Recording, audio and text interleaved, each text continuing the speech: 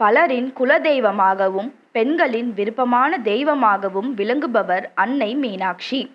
பெண்களுக்கு தைரியம், தன்னம்பிக்கை மட்டுமின்றி கேட்ட வரங்கள் அனைத்தையும் வாரி வழங்கும் கருணை தாயாக வீற்றிருப்பவள். அன்னை மீனாட்சியின் வரலாறு பற்றி பலவிதமான கதைகள் சொல்லப்படுகின்றது. ஆனால் அன்னையின் அவதார நோக்கம் என்ன என்பதை பற்றியும் மதுரை மீனாட்சி அம்மன் கோவிலுடைய சிறப்புகள் பற்றியும் இந்த பதிவில் பார்க்கலாம். வழிபாடு குறித்த உங்களது கேள்விகளையும் சந்தேகங்களையும் கமெண்ட்ஸில் பதிவு செய்யவும். வீடியோக்குள்ள போறதுக்கு முன்னாடி மறக்காம எங்க சேனலை சப்ஸ்கிரைப் பண்ணிட்டு பெல் ஐக்கானை பிரஸ் பண்ணிடுங்க. எங்க வீடியோஸ் உங்களுக்கு பிடிச்சிருந்தா ஃப்ரெண்ட்ஸ் அண்ட் ஃபேமிலிக்கு ஷேர் பண்ணுங்க.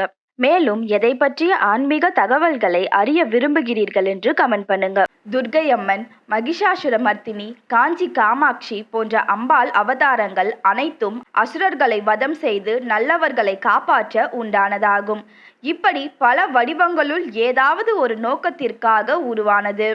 அப்படி மதுரை மீனாட்சி அம்மன் எந்த அசுரனையும் வதம் செய்ததாக கதைகள் புராணத்தில் இல்லை.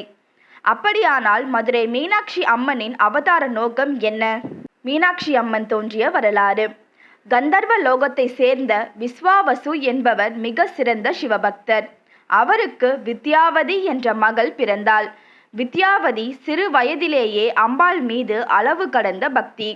அவளுக்கு பூமியில் உள்ள புண்ணிய தலம் ஒன்றில் அருள் செய்யும் அம்பிகையை நேரில் தரிசிக்க வேண்டும் என ஆசை ஏற்பட்டது. தனது ஆசையை தனது தந்தையிடம் வெளிப்படுத்தினாள்.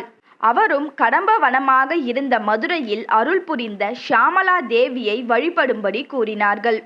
அதன்படி பூமிக்கு வந்து ஷியாமளா தேவியை தரிசனம் செய்து வழிபட்டு வந்தாள் வித்யாவதி.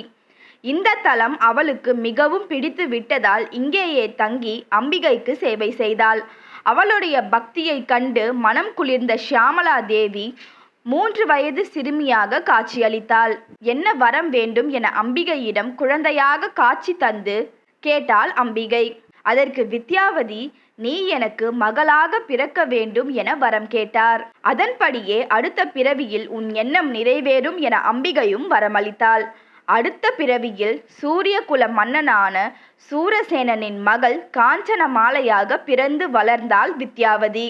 இந்த பிறவியிலும் அம்பாள் மீது தீவிர பக்தி கொண்ட காஞ்சனமாலையை பாண்டிய மன்னனான மலையத்துவசன் திருமணம் செய்து கொண்டார்.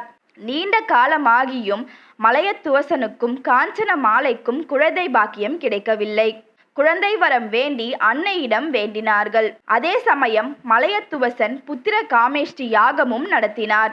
யாக குண்டத்தில் இருந்து 3 தனங்களுடன் அழகிய பெண் குழந்தை தோன்றியது.